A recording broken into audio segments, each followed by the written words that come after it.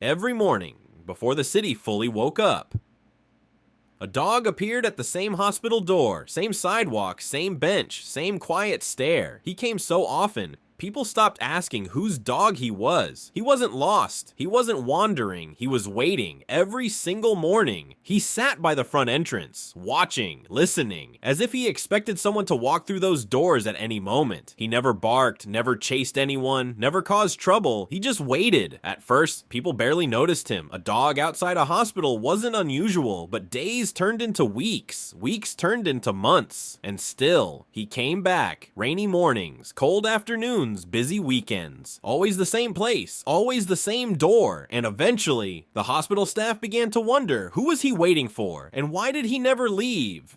The answer was simple. Years earlier, he had come with an old man every week. They walked to the hospital together. The man went inside, the dog stayed outside. Then hours later, the doors opened, the old man returned, and the dog lit up, tail wagging, eyes bright, ready to walk home. It became their routine. One day each week, same road, same entrance, same reunion, until one morning, the old man walked in and never came back out. The dog waited all day, then all night, and when morning came, he was still there, watching the same doors, waiting for the same man, and the next day, he came back again and again and again, because as far as he knew, the old man was still inside. Soon, everyone at the hospital knew him. Nurses brought water, security guards saved leftovers, visitors stopped to sit beside him. Some tried to take him home. He always returned. Others brought blankets. He slept for a while, then woke up and walked back to the entrance. That door had become his whole world. People began to recognize him before they recognized each other. Children waved at him, doctors checked on him, even strangers slowed down when they passed. No one told them to. They just did, because something about him was impossible to ignore. He wasn't asking for food. He wasn't looking for attention. He was simply loyal, and somehow that made everyone stop. Not because he was loud, but because he stayed day after day,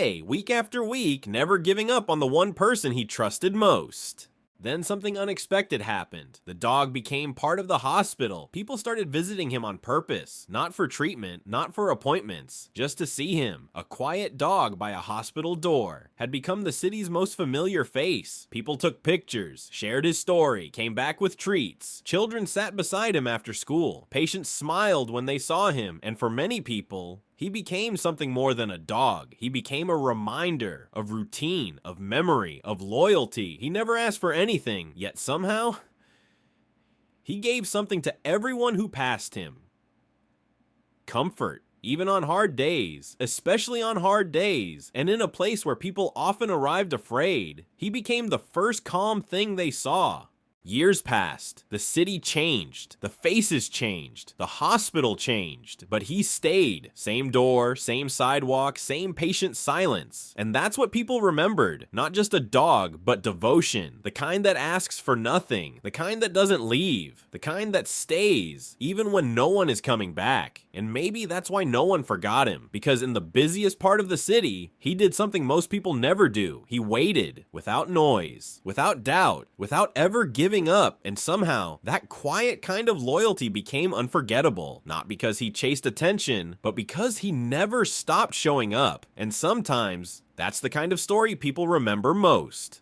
As the months passed, people stopped calling him a stray. He had become something else. Not a visitor, not a pet, but a quiet part of the hospital itself. Staff changed shifts and still saw him there. Morning nurses greeted him before clocking in. Night guards checked on him before locking doors. Some patients began to look for him first, before they looked for their doctors, and when they saw him, something about the day felt easier. People started leaving small notes near the wall, not for the dog, for themselves. Messages about hope, about loss, about the people they missed. Without meaning to, he became part of something bigger, a place where people waited, a place where people hoped, a place where people quietly carried things they couldn't say out loud, and somehow, a dog sitting by a door made all of it feel less heavy.